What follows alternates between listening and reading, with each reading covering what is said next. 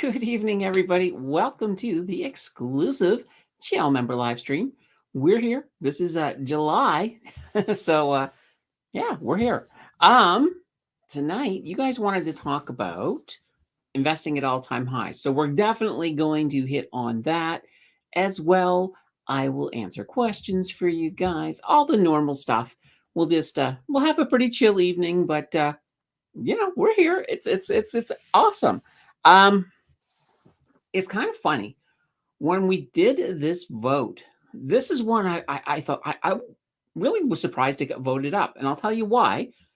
Because I'm I feel like I answered this question a lot already, but we're gonna we're gonna deep dive it. We're gonna tear apart the question a little bit here tonight and really get into it. So, um, yeah, we're gonna have a little bit of fun now.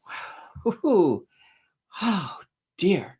Um, we had a couple of red days now in a row on the market. So what's going up with that? Of course, because this is the channel exclusive channel member live stream. I was gonna say scream, live scream. I don't think people are gonna tune in to hear me do live screaming on the air, but I could. I could.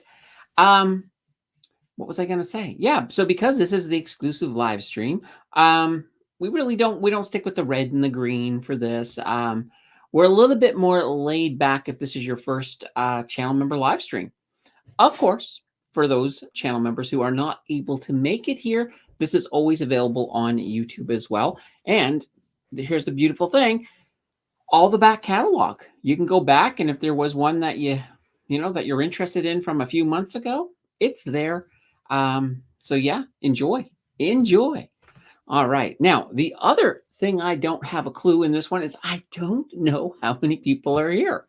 So I rely on you guys to pop in and say hello so I know that you're here because yeah, it gives me a zero. It gives me a zero because it's not a public video. So I'm not sure. Here's the funny thing. I'm gonna take a gander over here and look. Give me a second. I'm going to open it up on YouTube and see if it will show me on YouTube itself, because I'm going through something called StreamYard to actually see what what's going on. So on YouTube, yeah, it doesn't give me a view count on YouTube either. The only thing I can see on YouTube is likes, so I can see that we got 3 likes. So I'll assume that means there's probably about 10 people here right now. Maybe there's probably more, but I just kind of looking at the like to how many ratio are here. So let's very quickly.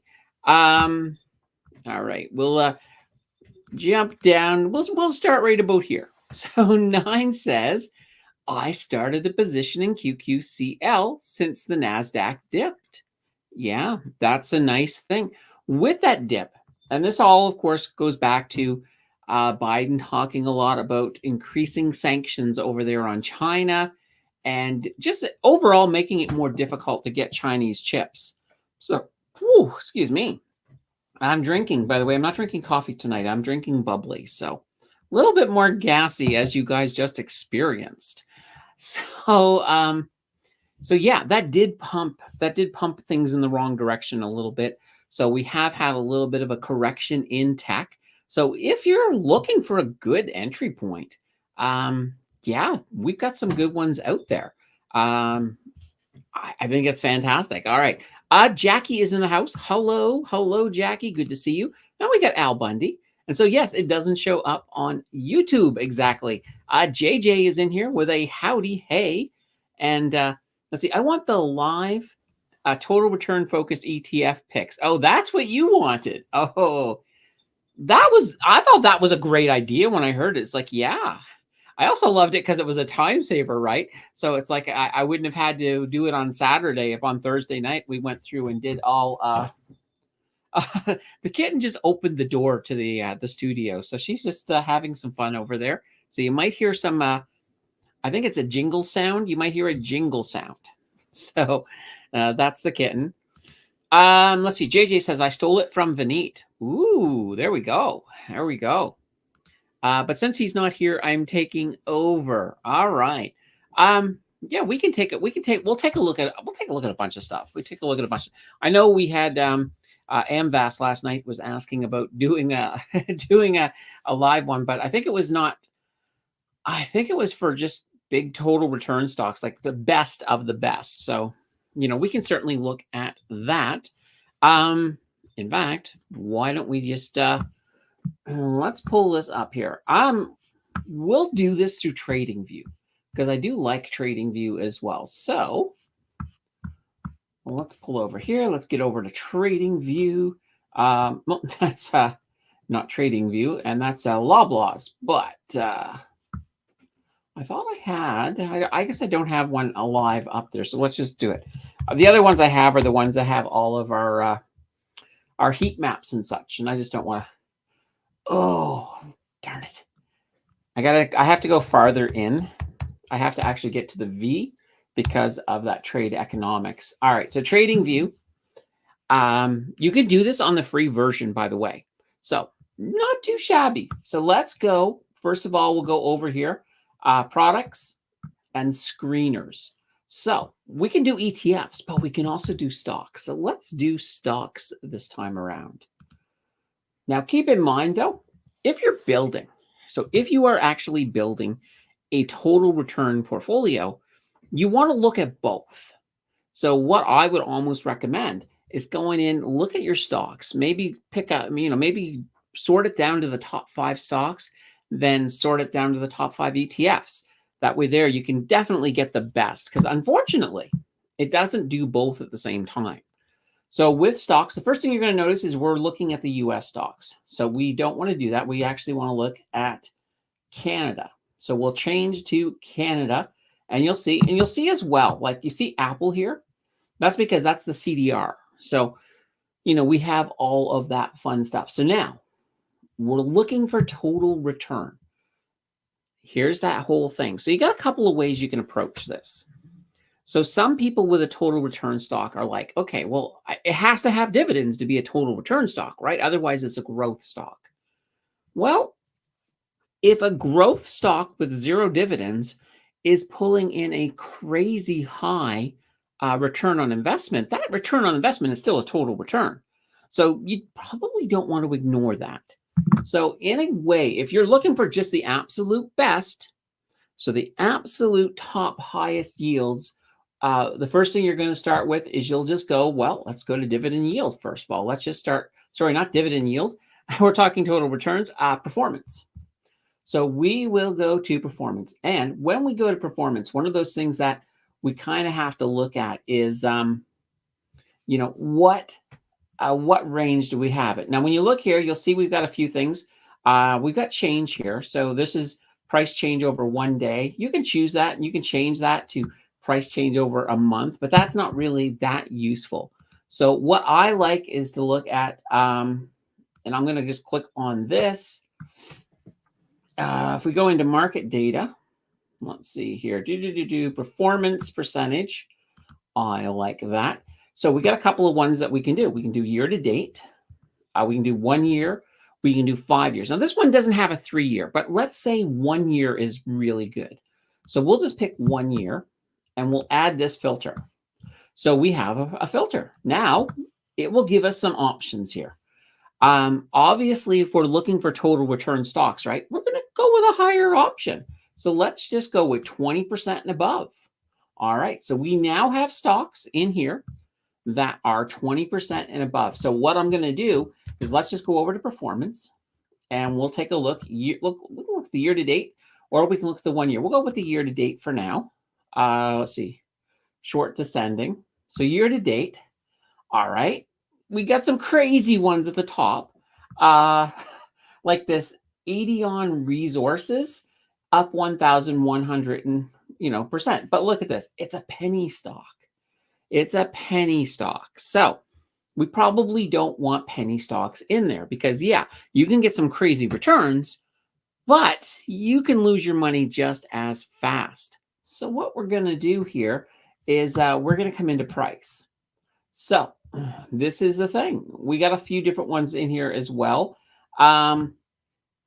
So basically anything under $5 they call penny stocks, but right now we're we're good. Let's look at about I say let's go to we're going to 10 from $10 up to about $100, because once you get over $100, you normally don't get crazy returns. So you're not going to find your big total return stocks in there. Now, let's say I wanted to include those.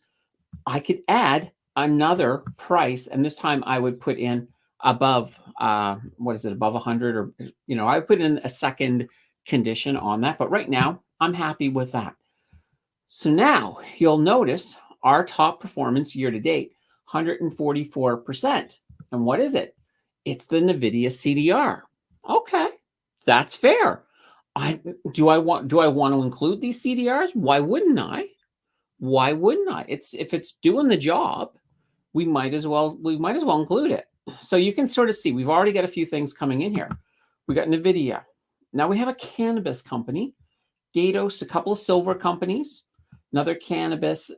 Now, this is looking at the year to date. So I can then sit back and say, well, okay, so these have done the best, but I want a little more assurances that they're going to do better in the future. So I might look at something else. So for example, I might look at return on equity. And I might say, okay, well, let's start with 0 and above. So 0 and above just knocked out anything that is not profitable. So you notice the cannabis have disappeared? Yep, I guess you could say it went up in smoke, but it's gone. So we still have NVIDIA. Now we got a couple of the silver. So we got a few different things in here. We got Drax. I like Drax. I actually bought a little bit of that this week on the dip, because they're correcting big time right now, but I do like them. Now we got all of these. So I can say, okay, but look, I still got a lot of stocks in here that are doing really, really well. Maybe I want better than, just above 0 with the ROE. Maybe instead, let's go with 15% and above. We'll do that. We'll see what we got. We still got NVIDIA. Look at that. We got Celestica. We got Source Energy. We got, of course, Drax. We got Propel, BQ. So we got a whole bunch. There's Bird Construction right in there.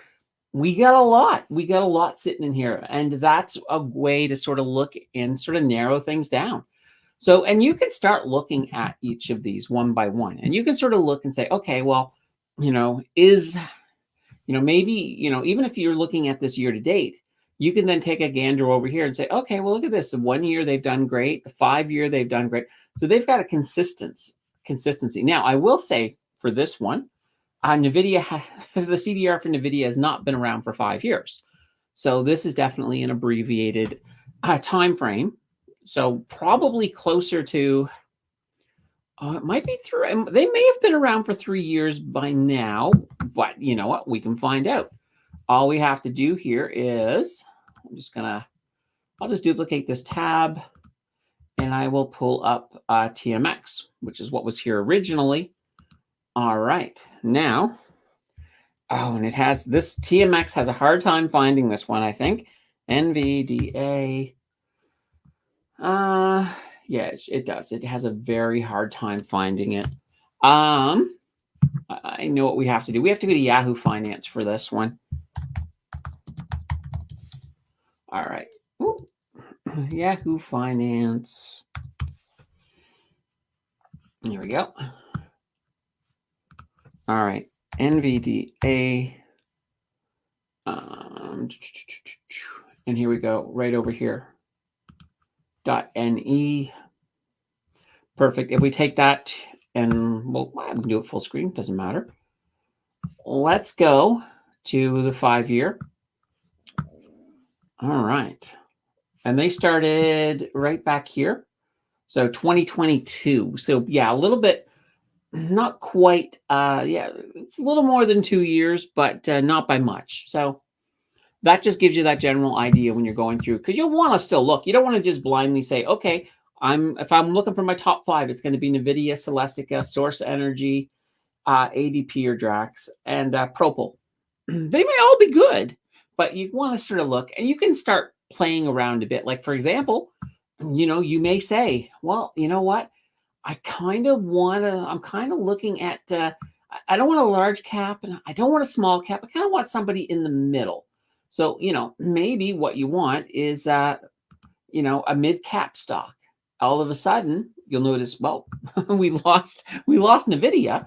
We got Celestia, Galaxy, London, Stelco, International Petro, International Petroleum. It helps if I can see the whole word, but it's just a way you can play around and you can sort of look at what you want. So, for example, maybe you want very little volatility because you don't want to be worrying a lot. So you could say, I want volatility. Let's just say, this is half decent. So this means that it's either as volatile as the market or half volatile as the market. And you'll notice right away, ooh, we're down to a lot of not that many stocks. It actually knocked us down to First National, Stella Jones, TransAlta, Northwest. So really didn't do us a good favor there. But that's when you just say, okay, yeah, that was probably too tight. That was too tight. So I'll go a little bit hot. I'll go a little bit better. Maybe I'll say from 1 to 1.5. You can go like that. And this, once again, when you've got one of these ones that puts it into sort of a this and this, it kind of messes things up a little bit. But yeah, so you can also just hit the reset on that. So there's all kinds of ways you can do it. Now, if you use the TMX tool, you can fine tune these a little bit better. So it's just one of the things. I just find that this tool is easier to see on a stream. So that's one of the reasons I'm going to this one for that. So you can do that, and you'll do the same thing, of course, when you are ready to do ETFs. But ETFs, you're going to have a little bit of a difference. So for example, products, screeners, ETFs. We'll leave that page, sure. And we'll go to Canada. And so with this one, once again, with ETFs, you're going to notice, you don't have, actually, this one does have performance. Okay, good. So performance-wise, we'll go to 10% and above. And we'll also go over to, let's see here. This is a NAV performance. Let's go to performance in general. We'll go to year to date, sort descending. So, okay, so we've taken care of a few. Now you'll notice at the top, look at that, NVIDIA. But this time it's YNVD, so the NVIDIA yield shares. So they're up at the top at 97.81%. So you can, once again, you can start narrowing these down. For example, maybe you only want monthly dividends. So you could say, yeah, only want monthly dividends. You could also sort of say, I need to have a certain, and let's say with this ETF, if you're like, okay, no, I need to have dividends on my total returns. You could come in here and say, okay, well, I need at least a 2% dividend yield. Fine. It's in there. So now with these, we got the purpose Bitcoin yield coming in at the top, Hamilton Gold. So we got AMAX, ETH, BMO covered call, TD active US enhanced. So we get a whole bunch that are coming up in here. And once again, as I keep saying, you're not going to just click on one and go with it. You're going to basically, go in, do your due diligence on the ones. Just use these screeners as a way to give you like a pool of the ones at the top so that you can sort of sort through them and see which ones work for, your needs. All of that fun stuff. All right. Holy banana bread. All right. JJ says, we got off on a tangent there. I missed the dips today to buy more. Currently working on several research grant applications for my supervisor on my balcony. I got Copilot as my trusty assistant. Awesome. Marion's in the house. Made it to the live. Still working, but listening in for sure. Thanks for all you do. Wonderful, wonderful. Why does AmVast switch back and forth to FSH? I believe it's because of her job. When she's at work, she has to use, I think, FSH, and then AmVast is her personal. As far as I know, I mean, double check with her, but I thought she mentioned it the other day in chat. JJ said, I bought Chat GPT Plus, but I don't really like its output. So much for paying that 31 Canadian this month. Ah, yes. Yeah. I mean, and that's the thing. I mean, there's a lot out there. And the problem is, as soon as it's the best, everybody else is ready to beat it. And everybody does. It's like a game of leapfrog with these chat bots. So each one getting better. And now we're at a point like, Chat GPT has GPT-5 sitting in the wings. And that's once again going to be incredible. And everybody will flock back to Chat GPT when that comes out. Al says, I don't know who recommended Perplexity AI, but Perplexity is way better than Chat GPT whenever I use them. Oh, interesting. Let's see. I just got there. You like UMAX. It's a Canadian utility ETF. So, let's go back here to not entertainment. We'll go stocks investing, resource, TMX money. So yeah, I mean, we look at this a fair amount, but this is your Hammond Utilities yield maximizer. So as you can see, as utilities have struggled in the last year, so has this ETF. But we got rate cuts. We got one rate cut in the books. We have another one that may happen. It'll either happen July or September, but a lot of people are starting to lean towards July. So with that, that's going to really help this ETF. Now, what is nice is you do have a 14.324% distribution. So you still have, even when it was coming down, you're still in the green. There's no doubt about that. It's just that sometimes, you're thinking about, oh, I'm getting this 14% distribution, but sometimes it may be, on your way down, it might be closer to a 10% or a 12%, depending on what the market is doing. But it's still, this is going to turn around for them, and I think that's not a bad thing.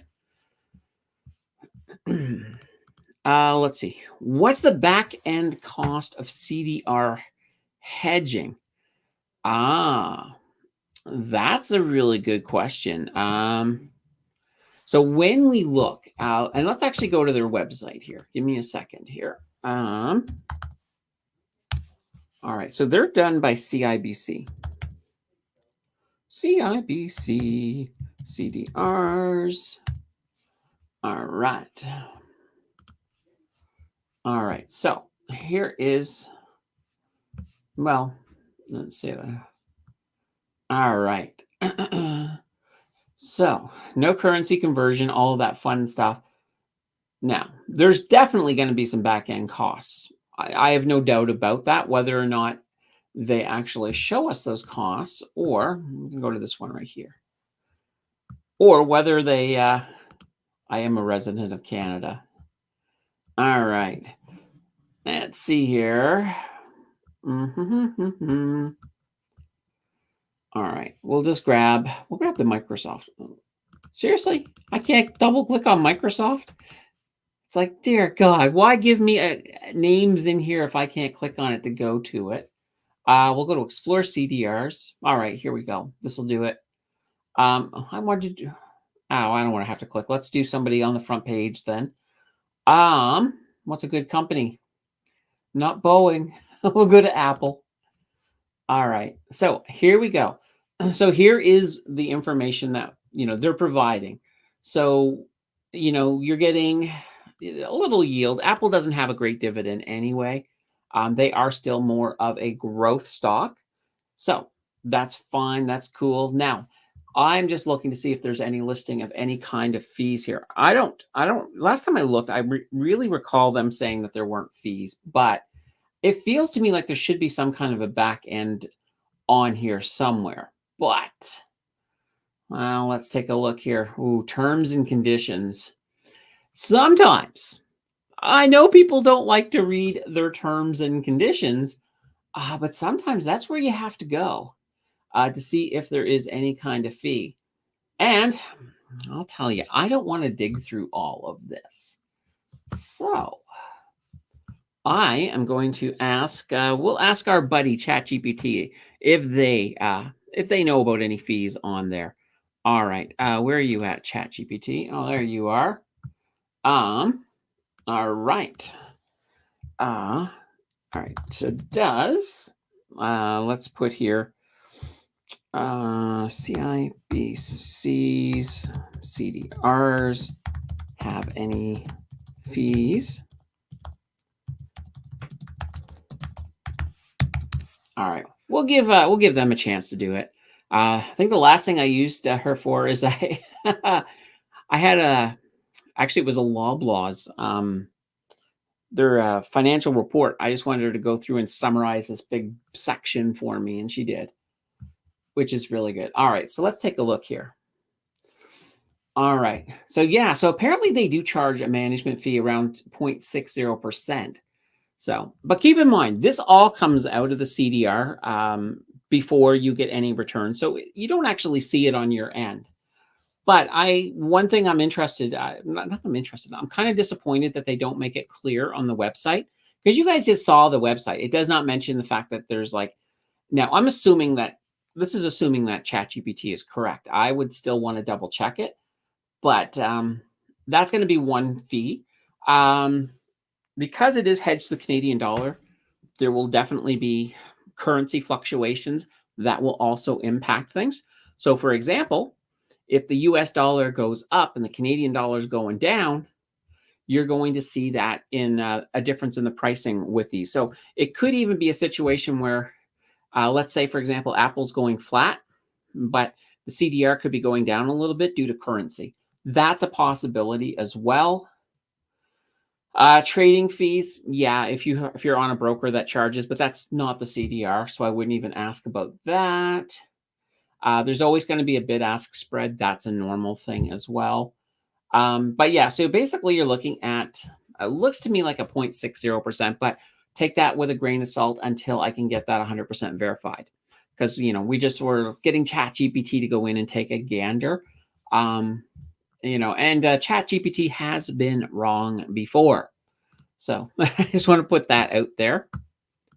And now saying 0.5 to 0.06. There we go. There we go. And that's probably true.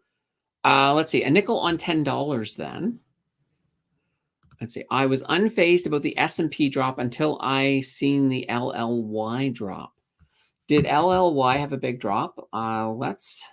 Now I think, why do I think they no, I was thinking that they had an earnings report this week, but I don't think they did.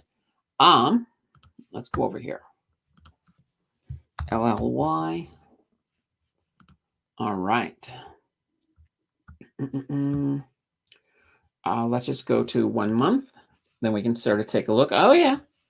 950 to 848. So pretty much $100 drop.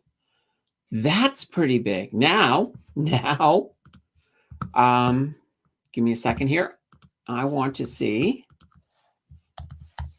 if they did have an earnings call, because that can be a catalyst for a drop of that size. So let's take a look here. LLY. All right. No, let's see here. Weight loss duopoly breaks as okay, plummet. Market won't be dominated by just two players. Okay, so something with the whole weight loss stuff, that seems to be what's a big driver here. So it wasn't a earnings report. I would look into see what happened with this whole weight loss thing. Did something bad come out in the news? I don't know. I didn't look into it. This is the first, like I said, all I have to go on right now is this headline.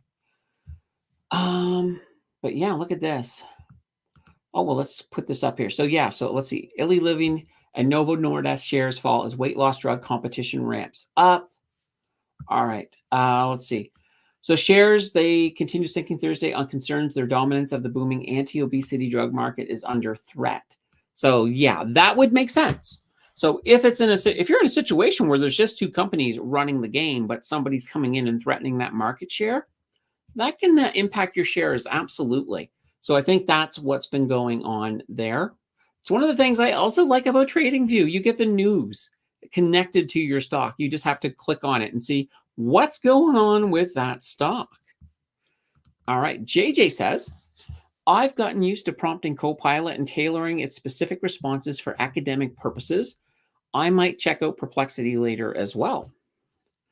And let's see. Al says, I made a really nice screensaver with Google's AI. I really like it. Ooh, that sounds good.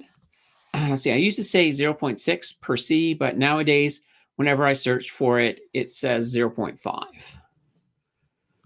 Let's see. I also read any caps it, but I can't confirm that. Yeah, that's interesting. That is interesting. Al says, I read Ely Lily was a huge darling before, and it got overbought, and I bet that's why it's plummeted. That could certainly be an extra. That could be. There's a whole kinds of reasons that you could put in here. The whole competition thing does seem to be the one that at least is getting the spotlight for the time being.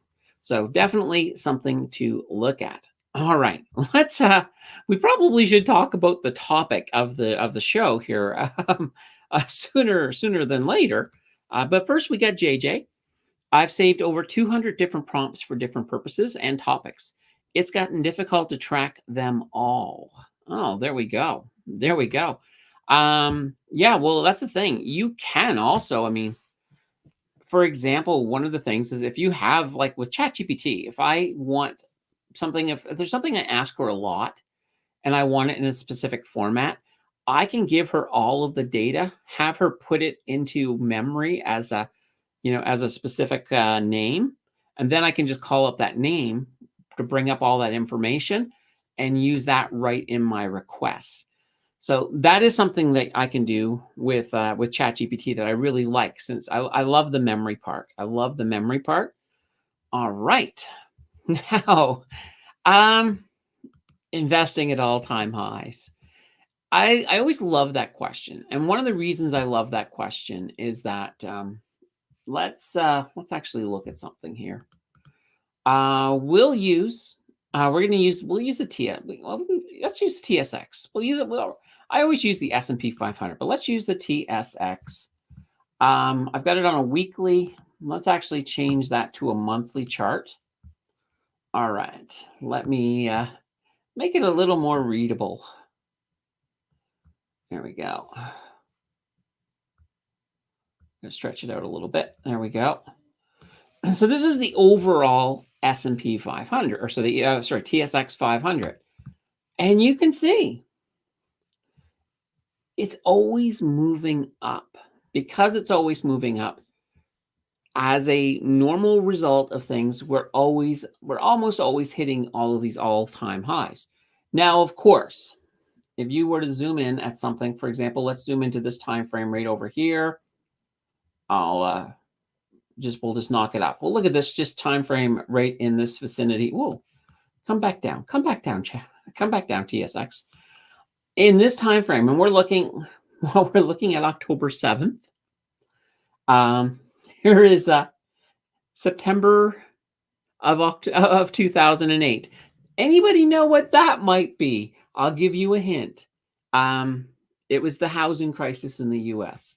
So it was the housing crisis, and you can see, yeah, Canada suffered big time as well, but that's fine.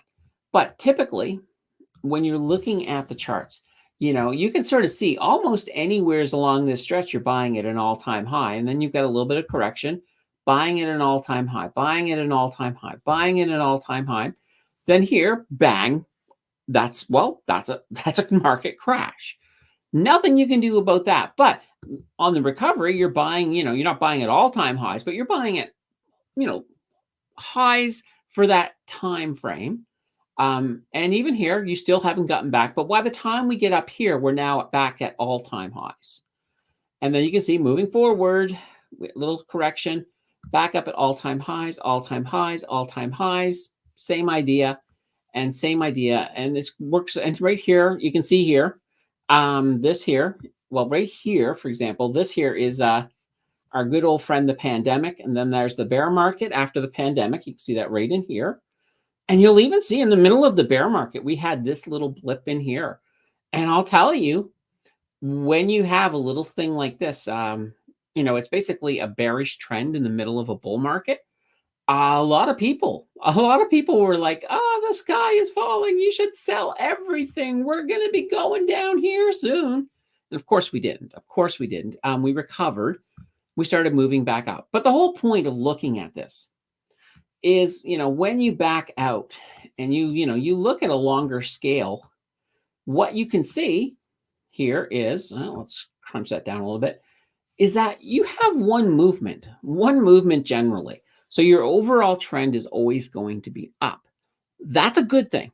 That is a good thing. That's a very good thing, to be honest, because here's the thing. If you end up, I'm going to bring in some letters here. So let's just say you happen to be buying here at this all-time high. Oh, can I make that bigger? I hope I can make that. Yeah, I can make that up to 40. All right, we'll put that B in here. So if you bought up here and the housing crash, the worst thing you could do is sell down here. That would be absolutely terrible. But the problem is, if you did buy up here, look at this. You're not going to be profitable until, 2014. So that was 6 years. If you bought right there, if you bought at that point, you were looking at about 6 years to get back. You would have been close here, but if you bought at the very top, you had about a 6-year wait. Now that's because that's a crash. So that's a little bit different. So let's come down here. And I'm going to see here. Let's see. If you bought here at the beginning of, this is a more reasonable crash, going into our bull market. So if you had bought here in March of 2022, well, that was at the peak. That was just before we went into the bear market. You would have basically had to wait 2 years to get back. To get back into the green. So 2 years if you bought at the top. All right. So that's kind of cool. Well, I don't know if I'd call it cool. It sucks to have to wait 2 years. And here's the problem. This here was one of the big problems. So here's your pandemic. Then we went into a bull market and we had all these brand new investors flooding the market. People who, we're locked up at home, getting tons of money from the government, all this free money, nothing to do with it. And, whether they're on the YouTubes trying to find something, they stumble upon somebody talking about investing. And next thing you know, they're like, I'm going to start investing and, get all caught up in the hype. And by the time we're up at that top, right, it's FOMO like crazy. So people are going nuts. And, these are people who've never experienced it. All they've experienced is this up. That's all they know. All of a sudden, bear market, and then, even then, after the bear market, even after the bottom was in, this was October, basically around October of 2022. The recovery was kind of slow. I mean, we went up a little bit and we kind of moved a little bit forwards like this before we really started to move back into a bull market. So a lot of these people, what did they do? Well, we know what they did. They went and sold. They went and sold down in here. And that's the exact opposite of how to handle your money. So when you're looking at all-time markets, what is your best bet? What is your best bet? So let's say you were a long-term investor. Well, your best bet is, and I'm going to use a D for this. Your best bet is, we'll start right here. Whoops. Let's go here. So your best bet is the dollar cost average. And you know what? I'm going to change these to a different color. I'm going to change these to green. Actually, just to let's go with orange, just so they stand out. So your best bet is dollar cost average. So let's just say you started here. Yeah, look at that. It's going to take you a long time to recover. But if you're dollar cost averaging, right? Maybe your next one is right in here. Whoops. Maybe you bought in here. And then maybe your next one, whoops, D. Come on. Drag. Maybe you bought in here because you've been doing this kind of regularly. Whoops. All right. D. Nope. D. There we go. Pull this over. Eek. Come on. Move a little better. Maybe you did buy there. But as you can sort of see already, this here, this D here pulled you down to about here. This D, you're still a little bit lower, so probably pulled you down to here. The last D there probably pulled you up to about there. So now, your break average, instead of, taking for, all the way over here, you're breaking even over here. And as you keep going along using a dollar cost average, what you end up getting is a line, and let's do it. All right. So you end up getting a line, sort of like an average that comes through the market. And let's go like that. So all of a sudden, even though you did buy up here, you're buying down here, and all of your buys are going to be changing where this line is, but this line is going to be more of an average. So you're now at a point when you have, you basically have a fair value for what you purchased, because that's kind of what dollar cost averaging is doing. It's providing that fairness for you by averaging. That's what it does. There'll be a certain level of standard deviation. And now, here's that thing. I mentioned this the other day too, is that some people will use like a bit of a hybrid. So if, for example, you are doing a dollar cost averaging with, and we're using the S&P, but let's just say this was an individual stock, and all of a sudden, you don't want to put all your money into the dollar cost averaging. So perhaps you set it up so half of your money, so 50% of whatever you're going to put into the stock goes into your dollar cost average. You got a regular schedule and you just set in stone. That just keeps on buying. Then with the other half, what you do is maybe every time it dips, below, let's just say every time it dips below your adjusted cost base, which is pretty much going to be this line. This line will be your adjusted cost base. So anytime it dips below your adjusted cost base, well, guess what it's time to do? It's time to throw in some extra. All right. So in this case here, I'll just call this one BTD, buy the dip. So, down here, you might be buying the dip. Maybe you're also buying the dip over here. Come on. Don't do that. All right. I don't know what it just did. Let's see here. Bang. There we go. I need to be able to write better on here. Buy the dip. There we go. So you might buy the dip down here or along here, like here and here. You might be buying the dip through some of these areas. So that's one way you can do it. And by doing that, what you're doing is you're pulling that down a little bit lower. So, it makes it even more fair. So that is another way that you can sort of handle at least the way it's buying. So when you're thinking to yourself, it's at an all-time high, I'm not going to buy. Well, if you said that here, it's at an all-time high, I'm not going to buy. Well, yeah, that was probably a good thing to do because you went into the pandemic and you had lots of these opportunities. But if you said it here, all-time high, I'm not going to buy. I'm going to wait. All of a sudden, new all-time high. And right here, the only time you would have actually been able to have been right by saying not to buy, basically, was because we had a black swan event right here. So the pandemic, we weren't in there long. You had that little tiny opportunity there. But if that hadn't happened, you probably wouldn't have even got your chance. You probably would have been sitting on that money forever. So this is the way to handle it. There's a few things. If you're sitting and you're looking at the market and you're like, okay, well, it's an all-time high. What should I do? So one of the things that you can do is you can do a little bit of an evaluation on the market itself. It's like, okay, what is the overall market sentiment? Because how people are feeling about the market might help you decide.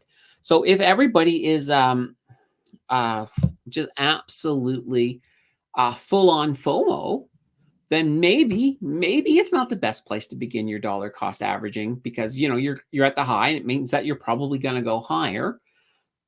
But here's the but. When the market decides to flip, so when we have, whether it's a blow off top, or whether it's just a big reversal, and look, let's come back here. And I'm going to really zoom in here a bit. All right. So here's this day. We had a beautiful day. 17,703 on the S&P 500. The next day, well, these are actually a month.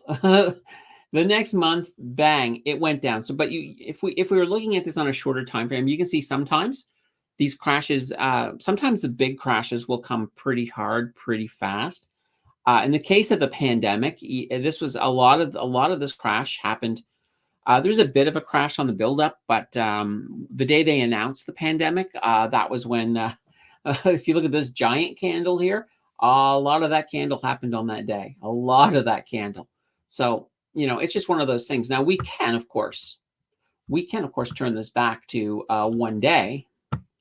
And now becomes the part where we try to find the chart. Here it is. Oh dear. All right. And let's pull this down. Sometimes it can get really, here we are. It can get really, really messed up. All right. Let's make these small. There we go. Perfect. And we'll shrink these down a little bit. All right. Now, where the heck is March 2024? You can still see there's our line, by the way. Boop-a-doo-doo-doo. Where's our big crash? Where is our big crash at, folks? Where's the crash? We're still in 2020. All right. Eek. All right. Let's just yank over a little bit. We're just going to follow our line here. There we go. We're in 21. Where are you at? There we go. Oh, we're getting close. There's June. Yeah, that's recovery. All right. Now let's shrink these down a little more. All right. So here we are. So yeah, here is March. So you can sort of see, this is where we went into it. So here's the 21st of March, and this is where we start going down. And the market, everything's up in up days until pretty much the money printing starts. And something will tell me here that, yeah, by the 23rd, I think we were starting to get into a little bit. But as you can see, let me just, let's try to close that up a little bit better. But yeah, you can sort of see right here, just bang. It didn't take long to slide down into this horrific. And the beautiful thing is, as we're going down, as we're falling, a lot of people were like, this is it. There's no way we're bouncing back after this. The world's screwed up now. But of course, we always do. We always do. So it's just something to keep in mind with the way markets work. So that's one of those things. So what I was mentioning about market sentiment is sometimes, just to get a feel. If we get back to where we are today, here we are.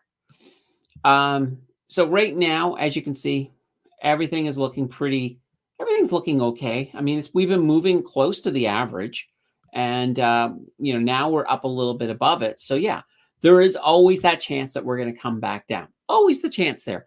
And you can sort of see, we do that. That happens. Now, as an investor, you got a couple of options if you see this happening. One, if you think that's going to happen. So if you're at that point that you're like, okay, I'm really convinced that market's going to come back down and probably bounce off. You see these lines here, one of the supports. These are moving averages. I think it's going down to a moving average. Okay. What should you do? Well, if you're, I look at it this way. If you're wrong, and you did nothing, then you're okay. But if you're right, one of the options you could certainly do is you can look at sometimes people will start to move a bit more into a cash position. That's pretty cool. So we've talked a lot about some of the cash ETFs. So things like PSA and cash, for example. Um, those are a couple of them. There's a whole bunch. Well, there's a whole bunch. What you can do is you can certainly look at moving things into there, especially, I mean, if we're at all-time highs, that means you should have stuff in the green. So, if you want to move something that's in the green into a cash position, you're more than welcome to. I always say, if you're going to do it, though, use one of the cash ETFs, get yourself that 5% interest at the very least. But, and here's the but, if let's come back here once again, we'll put in our buy. So right now, if we're at the all-time highs and let's say you bought and you're thinking, oh, what's going to happen? Well, if we did go down, and let's just say, for example, let's say we went all the way back down, and then we bounced back up. Let's say we went that way. Once again, you guys know what I'm about to say. You guys know exactly what I'm about to say. If you were still buying, so there, and whoops, let's get out of that. I have to hit that letter thing. All right. And if you were still buying and let's say you bought here, and I'll even just say, we'll say right there, because it's hard to hit the exact bottom. If you bought that way through a dollar cost average, well, the average of that sale is going to be kind of in here. So, it makes it a little bit easier. It makes it a lot easier to deal with it, because when you start parking cash, you will have, depending on where you are, right? If you're in a non-registered account, you got nothing to worry about. Nothing to worry about. You take your losses, you take your gains tax-free. No tax implications. But if you're outside of a registered account, then you do have to start looking at tax considerations. So if you're in a situation where you decide, okay, I think the market's going down, I want to move things over to a cash account. What is going to happen if you do that? If you do that, you're going to generate capital gains, especially if you're in the green. So you have to sort of look at that too. Like, depending on, how much that is going to result into taxes, you're going to have that. That's going to sort of be taken away from any of the interest that you're making on the other thing. So, with a cash ETF, it'll take away some of that interest, might even take away a lot, depending on how big your capital gains are. But you want to always be sort of looking at those tax ramifications. And there's no way to sort of just, I don't want to say there's no way to deal with them. I mean, you could do tax loss harvesting. So if you're doing a tax loss harvesting, that's where you look at a stinker that you do have. So let's say, for example, you have an absolute stinker and you're thinking, all right, well, what can I do with this? I'm just going to move this one. It's going to be a loss. I'll move it to, maybe you're going to move it to a REIT, for example, because you've been listening to me talking about what's going to happen to REITs. That's cool. So, what you've done in that situation is you've taken a loss, you've moved it to something that's going to gain back. So even though, and that's the thing, even though, and I'm going to go to a whiteboard for this. We'll come back over here. So even though you've taken a loss, so let's just say you took we'll just say you took 1,000-point loss. So you took $1,000 loss on selling a green and, selling a red, and you moved it over to something else. So let's just say, we used a REIT in the example, so we'll go with REIT. So you moved it over into a REIT, and it's going to make that money back. Well, here's the thing. Even if it makes back that $1,000, so you may be saying to yourself, well, I have that $1,000 that I use because I used that to the stuff I parked into cash, that sort of canceled that out. Yes, it does. But it's not going away. This is not free. That is absolutely not free, because it's now you've just basically moved this loss over into this REIT. So when this REIT goes up that 1,000, If you sell the REIT, you're going to have the gain at that point. And that's if it only goes up 1,000. Let's say it goes up 2,000. We'll just change that into a 2. There we go. Then all of a sudden, you're still in a situation where you have $1,000 gain. So you still have to pay the piper. So with a tax loss harvesting, what you're basically doing is you're basically saying, I'm going to sweep this mess under that rug and I'll deal with it later. That's exactly what you're looking at. Now, sometimes that makes a lot of sense. So, for example, if you were in, let's actually go to this, make it easier. So let's just say it's, well, what is it? It's 2020. We'll go with the 2023 since those were the last taxes. So let's say, for example, you were looking at, let's say you were in a top tax bracket. Well, if you were in a top tax bracket in 2023, tax loss harvesting is probably a good thing. It's your best friend, because if you're in that situation, what you have is with, if you have to take capital gains, you want to knock them off, because with tax loss harvesting, because you're going to be paying the most tax on them. And then maybe somewhere's down the road. So let's just say let's actually pull this up again. So let's say somewhere down the road, let's say 2035, you're in a lower tax bracket. Well, whoa, what's that Z? There's no Z in a bracket. If you're in a lower tax bracket, down the road, well, whatever you moved the losses into, you can sell at that point, and you'll still end up paying that capital gains tax, but you're paying it.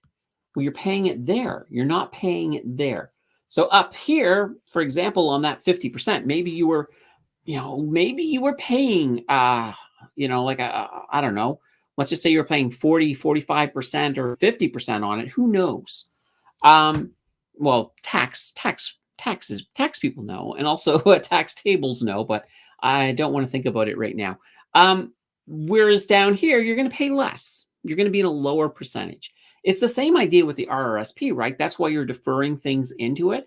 You can do the same thing with tax loss harvesting. So if you do have a year where you're just absolutely, and this is a lot of times, like if you have a business or, work on commission, maybe you just had a fantastic year that pushed you up, and that that's a rare occurrence for you. So that would be the year that if you did sell stocks, you want to also make sure you're tax loss harvesting to get it all cleared up. But remember, folks, if you are in a TFSA, you don't have to worry about it. It is not it's not a thing to worry about at all. Now, there are other reasons for selling stocks, of course, not just because you want to park cash. You could also be selling stocks because you're doing a rebalance. And, in that situation, you may want to take some more. Once again, you may want to take some tax loss harvesting. It may not even be this situation that you're taking your tax loss harvesting. It might just be, whoops, come on. There we go. It doesn't want to highlight anymore. All right, that's fine. It may just be a simple situation that you're rebalancing things and you don't want to pay any extra taxes, but you're already going to be selling some of your losers anyway. You're maybe also going to be selling off a little bit of some of your winners because they're over diversified. So there is that as well. You can sort of use it in a lot of different ways. So that's kind of one of those things. Now, it does make sense because a lot of people are like, well, gosh, why do I want to rebalance my portfolio and, force myself to take some taxes? One of the big reasons is that diversification is really important for mitigating overall risk. So that's one of the reasons you want to do it, for, no other reason at all. Just that one completely all by itself. Holy banana bread. I'm so far behind in what you guys are saying in chat. All right, let's get to the chat. Let me get caught up in the chat and then we'll move on. We'll move on at that point. The trend is your friend. Yeah, absolutely. And yes, and that's in regards to, I know what that's in regards to. Let's see, made it here, better late than never. Welcome, Prairie. Good evening, Jonathan. And let's see, have you heard of the passive index bubble? I think investing in the big indexes will work for a long time. Yeah, it will. I think I mean, that's the thing. I mean, the big indexes have a history, and there's nothing like having a big history. And even with the TSX, we looked at that a little while ago. So yeah, I think 9 is completely right. What's a good one-topping pizza? I don't like pepperoni. Ah, well, does that one topping, do you still get like a sauce and cheese, or because if you get a sauce and cheese, you could go with like maybe a chicken barbecue. That would be kind of good. Let's see. What's your opinion on FFH, the Warren Buffett of Canada? All right, FFH. Let's take a gander over here. That is if I remember correctly, it is a split core. Or no, it's not. All right, let's take a look here. FFH. So we're looking at Fairfax Financial Holdings. All right. Very small dividend. So 1.244. And let's come down here. But look at this. Look at the growth on this. This is fantastic. So this is massive, massive growth. And I'm really starting to see now the I would say Berkshire, the Berkshire of Canada. Because look at this. Yeah, kind of huge. Now let's take a gander here. Couple of their key data. Let's come in here. Return on equity, 19.17. That's healthy. Return on assets is fine. Yeah, this looks like a fairly good stock.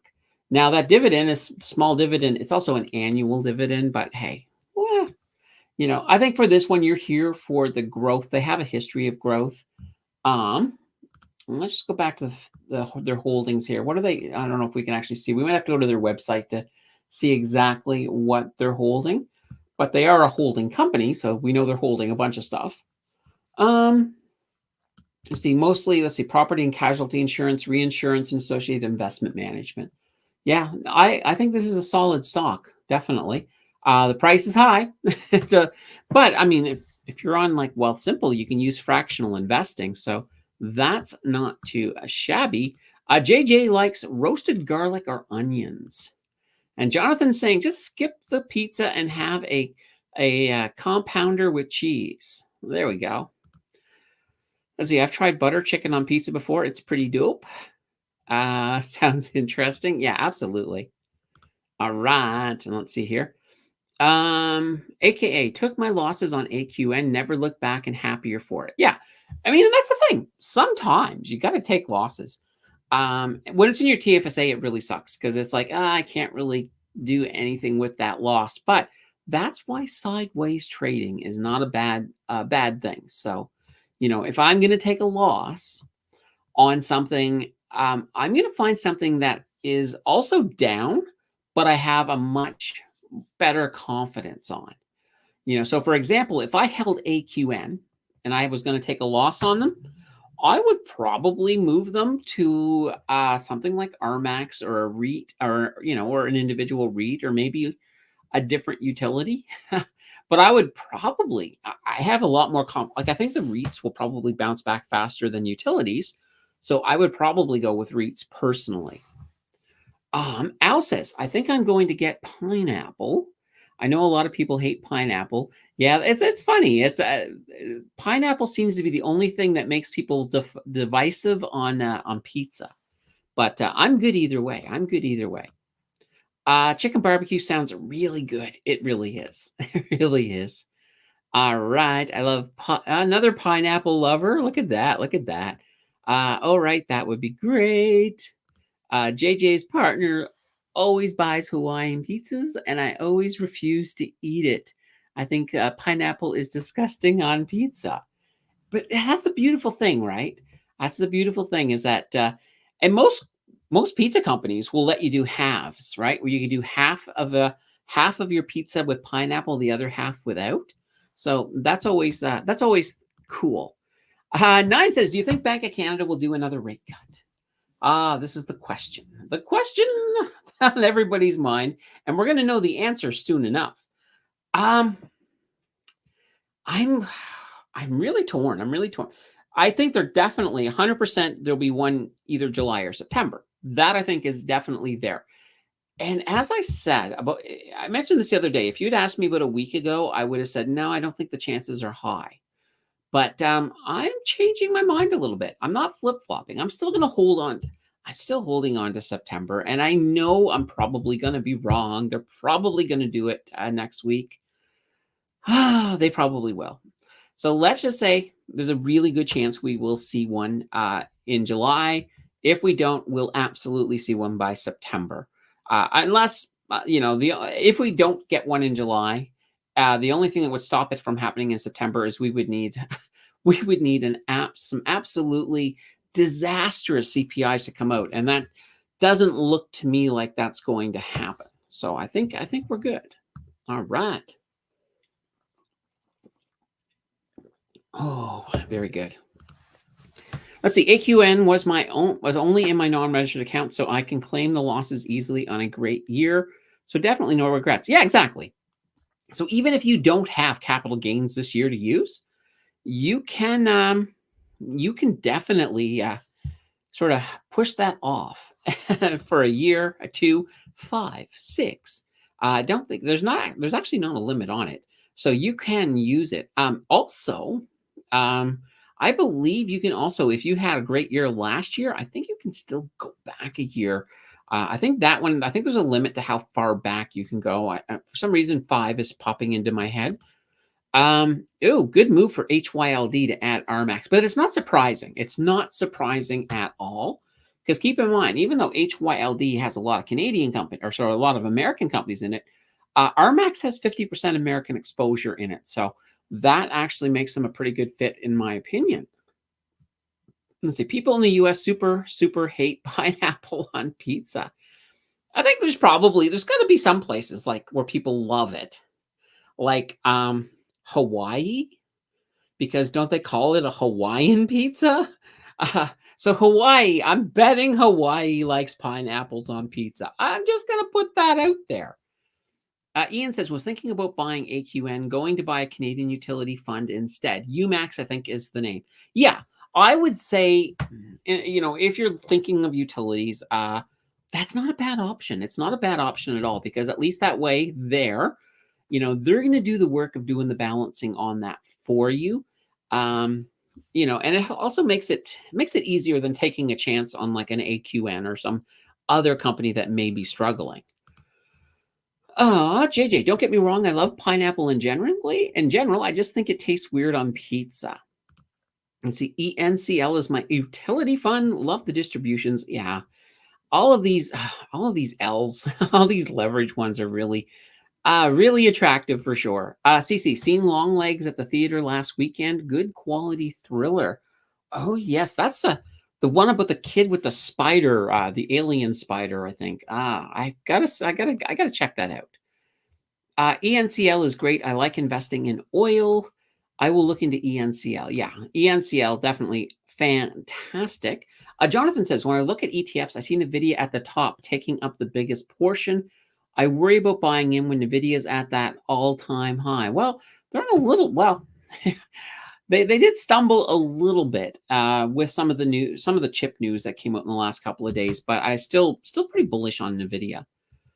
Let's see. HYLD only has 0.2% in RMAX, though. Okay, so it's not a big exposure, but never know. That could change. Let's see. RMAX has at least one American REIT in it, aka ticker O, on the New York Stock Exchange. Yeah. Well, if you actually look at the RMAX, if you go to their page, I believe they've got 50% US and 50% Canada. Well, let's pull it up. We have the internet. We're highfalutin fangled here. RMAX and Hamilton. There we go. Bang. All right, let's get down to their diversification here. All right. So let's see here. So geographic, 50.5% Canada, 49.5% US. But yeah, I mean, it boils down to how many REITs, how do they have it split apart? But we can take a look down here, just some of their top holdings. So, all right, Granite, that's Canada. I believe that's a Canada and Canada. A lot of Canada up at the top. But now we got things like the Simon Property Group, Crown Castle, I'm pretty sure is the US. Let's see, CoStar, Prologis is US, Digital Reality Trust. So one of the interesting things is a lot of times a lot of REITs in the US don't even call themselves, like they don't have REIT in their title the way we kind of do that up here in Canada. But yeah, so there's still a lot in here, and I think it's pretty darn cool. And then yeah, here's your Reality Income Corp down here at the bottom. So yeah, it's not too shabby. I like the way they have things sort of split up. So I mean, REITs themselves, 35.1% for retail REITs, industrial REITs 15.2%, telecom tower REITs, data center REITs, multifamily residential REITs, healthcare, self storage. Then when you look at the bottom, really, I mean, pretty much all of it is REITs. Although technically you could say real estate services, so that's about 5%. Those technically aren't REITs. Those are basically more or less financial services that provide support for REITs. So it still ties into that whole idea. So I do like it. I do like it. It is pretty darn good. All right. Oh my gosh, we talked about a whole bunch tonight. It's been fantastic. I'm just trying to see if there's anything I didn't cover on the all-time high stuff. I think the only thing I do want to point out as well is always look into all of your options. So when you're thinking about dealing with taxes, you're thinking about dealing with, let's say, for example, just income in general. You can do something called income splitting. So what that is basically if you're using, there's a thing called a spousal RRSP, and there's also pension income splitting. You can do all of this that help sort of reduce overall tax burdens. So that's just a little something to throw in there, and we probably should look at that. I think I don't know if I want to do a video on it, but we probably that might even be a good topic for a future show, future one of these, as we can talk a little bit about some of the tax ramifications. But always look at there's so many different ways to play on your taxes. I've seen, actually, I mean, probably the number one best thing you can do is if you're really trying to avoid paying a lot of taxes is to create a business. Then you have write-offs galore. Years ago, I helped with the taxes of this gentleman who owned a bunch of real estate. So it was basically a real estate company. But I wasn't doing the real estate company's taxes. I was helping with his personal taxes. And my extent of the help was basically just going through all of his receipts for a year. There was 3 of us doing it, and it quite literally took us a week. That's how many receipts. And I used to question everything. I'm like, wait a minute. This is a receipt for dog food. And he's like, yeah, I have dogs at home, and I also have company assets at home, so those dogs protect my company assets. Now, if you knew this guy's dogs, if burglars broke in, these dogs would not be being aggressive. They would be licking them. They would be wagging their tails and happy as can be. They were that type of dog. So, but he was able to write off all the dog food for a year and all of the dog related charges because they were technically protecting company assets. So, that's the type of, those are the type of tactics that people will use if you have a business. Now, you can't do it if you're like, oh, well, like I couldn't do it right now saying, yeah, I have a YouTube channel, but my cats they protect the channel from burglars. Yeah, I can't write off the cat food. So I can't do it. But if there's just so many things you can write off. And it was funny because this was with a family I knew for years, and they always were eating out. And I would go, every so often I went with them, and then they were like, oh, no, we got the bill. Don't worry about it.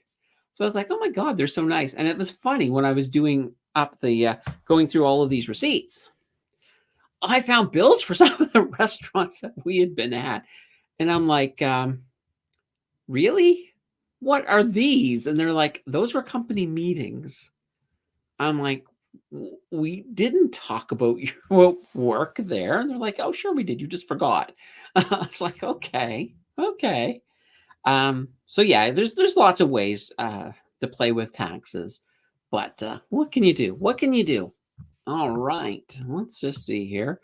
CC says, so many pros cons on REITs. Do you have any videos that cover it for the paranoid like me? Um, yeah, I mean, I did recently do a REIT video, but I guess I would have to sort of know what exactly the biggest concerns you have on REITs. I mean, I think the general gist of REITs is one, uh, these are companies that basically they don't want to pay taxes.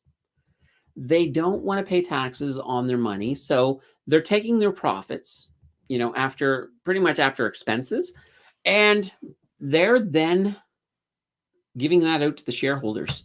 So what happens is that when you receive your dividends from your REITs, well, they're not, they're basically 100% taxable. So all of their dividends 100% taxable because they didn't pay REITs. So REITs, they didn't pay taxes on them. That's kind of the whole gist of what happens with REITs, and that's why they do tend to pay a big amounts, and that's fine. That's fine. How to handle it though as an investor is one, you got two choices. You can either pay, if you have them in a non-registered account, you're going to pay 100% tax on those payments. There's no ifs, ands, or buts about it. There's no tax shelter for those at all, unless you put it in a registered account. So if they're in your RRSP or TFSA, that's fine. Those taxes just get negated and nobody pays them, which is kind of fine. Kind of fine. Now CC saying hard to get realistic new business advice because accountants want that business tax billing so bad. Yeah, and that's what I always gotta say. You always, when you're getting advice, it doesn't matter where you're getting it. Try to look and see if you can find out what the person's affiliation, what they're getting out of it, right? Because biases are huge when it comes to financial advice. Holy banana bread. You take a financial advisor, if they work for CIBC, they're going to be selling you on CIBC products. Like you will, I love CDRs, and they will make you love them too if you get my drift, because they're CIBC products. So that's kind of that way it works, because sometimes, especially with affiliated advisors, sometimes they have certain quotas that they have to sell so many CIBC products every month. And if they don't hit the quotas, that impacts on their job performance and they could end up getting paid less. So you always want to know where the people are coming from. So when you're watching, for example, a YouTube video, if it's sponsored, it has to be, it has to actually show that there's sponsored content on it. So always look for that. And now, so if you're watching a video and you see that it is sponsored content, immediately, I'm not saying that it means that, the product is bad. Because, for example, I do love Hamilton. I love the Hamilton ETFs. But there's been a couple times that Beavis Wealth have done videos on Hamilton ETFs, and it was sponsored. So it would tell you that it was sponsored material. So you have to be it's not that you have to be careful. I'm not saying if it's a sponsored material, don't watch it, don't do it. Just 100% be sure to do your due diligence. It's like, and eventually I'll get sponsored for something and I'll tell you guys, I'm pretty straight up about it. I will make sure that you guys are fully aware that it is sponsored. And in that case, you want to make sure you're doing your due diligence big time. You want to, I mean, you should be doing that anyway, but I know sometimes you don't. I know sometimes you guys don't, and that's fine. That's fine. But I legally have to make sure that you guys at least make that I at least give you the warning. So, you're trying, so at least, if you decide not to listen, and do due diligence, if you decide to go in blindly, then it becomes on you if you do that. But, I think most of you, and from the questions I get in chat, a lot of the questions show that people have actually gone in and dug in a little bit. And I'm always thankful to see that. It's always good to see that for sure. But yeah, so always back to sort of the question, know who you're talking with, especially when money is involved, because it's one of these situations like I mean, the difference between a good investor or a good advisor and a bad advisor um, is basically what happens to your account. There's no difference between them. They both get paid either way. But, if you get that bad investor, you end up paying more through losses in your portfolio, losses in investments.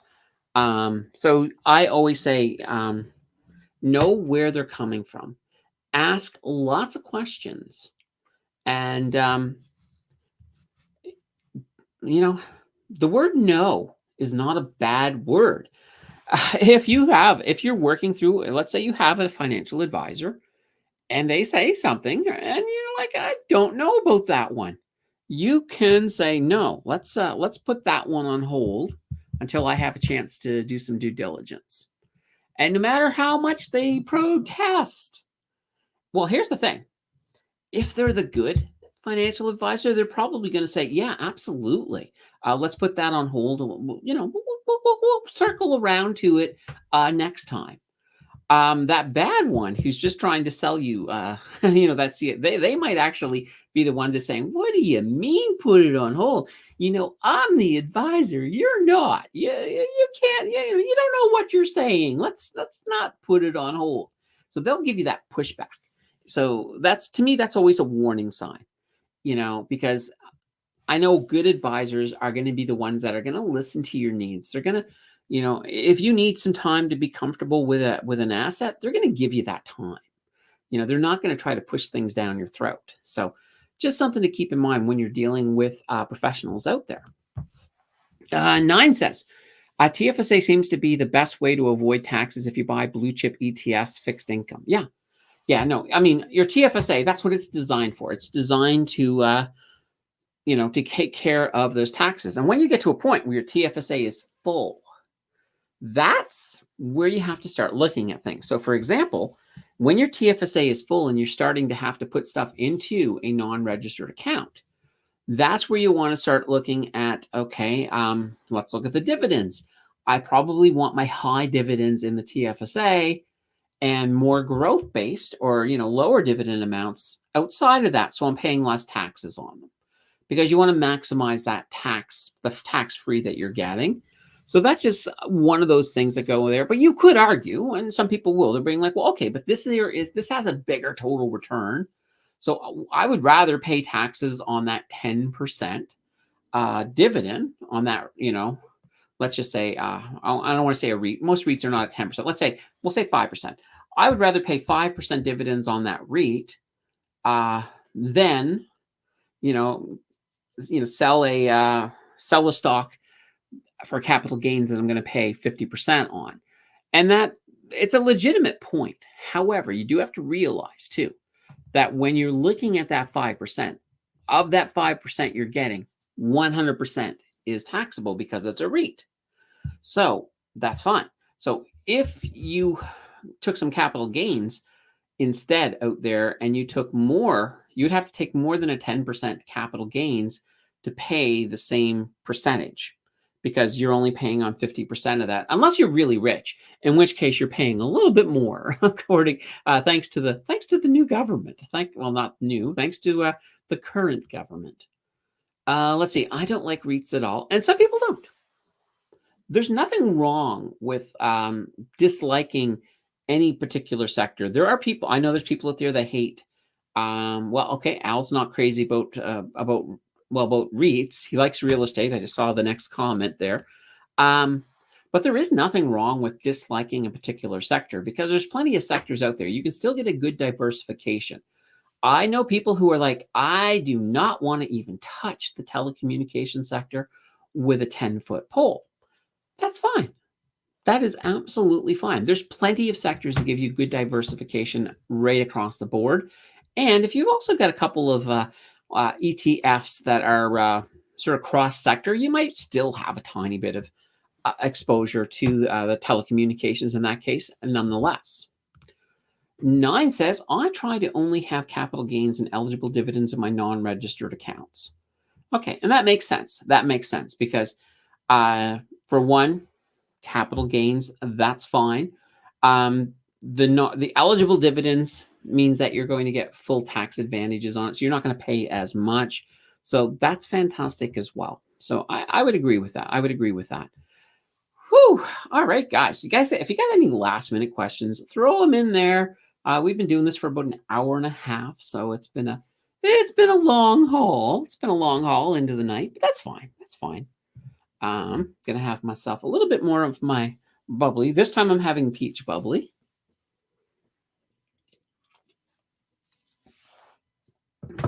Yeah, I normally drink coffee, except for these. I try not to drink coffee at night.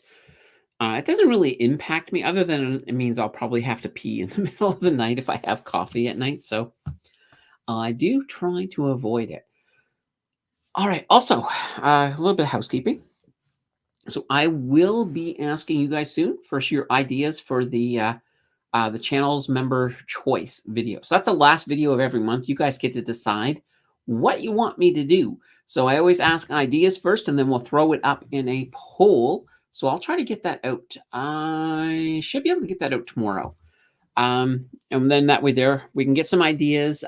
You could do anything for the member's choice, as long as there's some relation to finance. Like, for example, I mean, you can ask for a deep dive if you want. That's cool. You can ask for anything at all.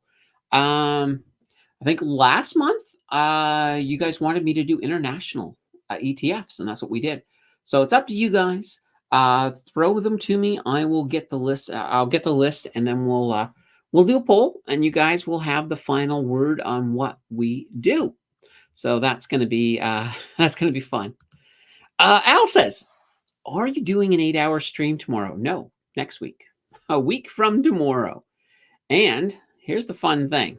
I've actually updated things just to make it a little bit clear. Let me pull this up here.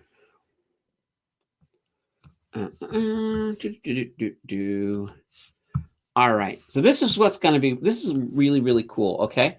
So we got. All right. We'll put this in here. So we have a market close tomorrow. All right. We have a this week here on Sunday. All right. Now that means we're only 3 away from 200. So on this one, I'll probably give you guys the opportunity to win the Monday, because if you guys were to win a Monday stream, and then that's not this week, that's a market close.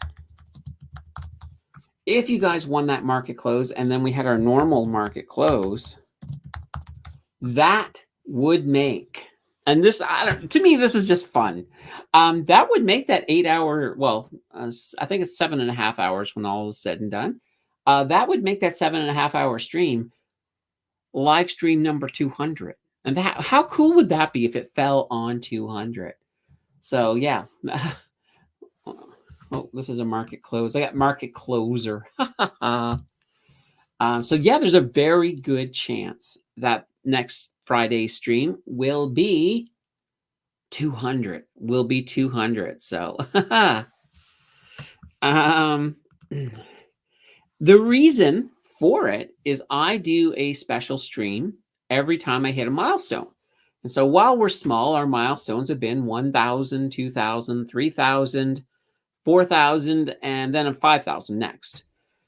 All right. So at 1,000, my special stream was a drinking stream. So I quite literally spent 3 hours drinking, and I don't drink. So needless to say, I got a little tipsy pretty fast. So that was that stream. At 2,000 subs, I did the Hot Ones challenge. So I was eating, they were chicken thingies, some kind of chicken, whatever. They weren't wings, but they were chicken, almost like chicken nuggets with hot sauce. And I actually used the ones from the show. I ordered the box. And we even had the bomb. So I did that for 2,000.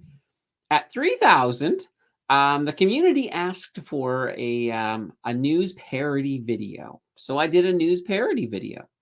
So that's up. That's still on the channel as well. So 4,000. We were just coming up with ideas, and I don't know how it got in there, but somebody said you should do an all-day live stream, and I was like, yeah, let's do an open to close for that, and everybody liked it. So that's where it came from. That's where it came from. And once that's done, I'll then start focusing on the 5,000. Right now we got a long way to go to 5,000. We're currently sitting at what are we at?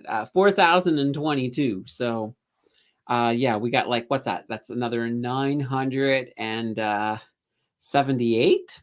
There we go. So that'll probably happen though before the end of the year. So then we'll have the 5,000 stream. We'll do that. But I like to do crazy little things like that. Whoops, let's get you off there. We go. I do like to do crazy things like that. Like, for example, I have, for the last 3 years, I've had a Christmas Day stream, a Christmas Day live stream. So I'm hoping to do that again this year. Now, there is a possibility that I might have to, go to Nova Scotia at Christmas. I don't know yet, or nothing's final. But if I do, I'm still gonna find a way to do it. Even if I'm at my mom's for Christmas, I'll go out in her backyard with the snow blowing and do it there if I have to. We'll find a way. We'll find a way, because that's been a bit of a tradition. And I also like to do stuff for New Year's, and every year at Christmas I try to do something. Actually, this, the market close, that actually grew out of last year's Christmas event. So the big Christmas event last year was I did basically, what was it? The 12 days of Christmas in market closes. So I did 12 market closes in a row, and I'd never done them before then, and that just, people loved them. So I was like, okay, well, let's keep at least one. So we kept one with the option for you guys to earn other ones, and that's where that all came from. So this year, once again, this one's really going to be depending on what if I am going to be going home for Christmas. It limits me a little bit, so we'll have to see what that bonus I'm going to throw back to you guys is this year, based on what we have. Like, I think the year before we did shorts. I think we did the 12 days of Christmas in shorts. So we had 12 companies. We actually had the community pick 12 companies, and we voted on them and everything, and then I rolled them out over 12 days, and they were all in shorts, and that was kind of fun. The first year, what was really brutal is Christmas week. I did like 5 videos in 5 days. Oh boy, that was tough. That was the toughest yet. So yeah, I don't know. I don't know if I would do that one again, just because, especially now, because back then I was still, I wasn't even monetized at that point in time. So I I didn't have the know-how to put in as much time as I do in editing as I do now. So I could pretty much shoot a video, edit it, and have it out all in one day, pretty easy.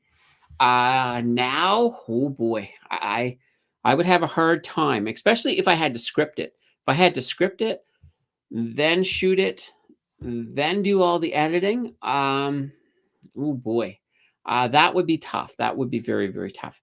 If I were to do something like that today, I'd almost have to have at least 3 of them pre-made before going into that. So, anyway, that was a very long answer to a simple question. All right, everybody, we're at the end of another exclusive channel membership live stream. We'll do this again next month.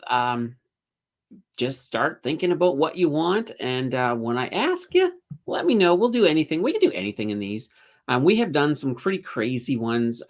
You guys once even made me do a reaction video, and that that was probably the worst video, I think, on the entire channel.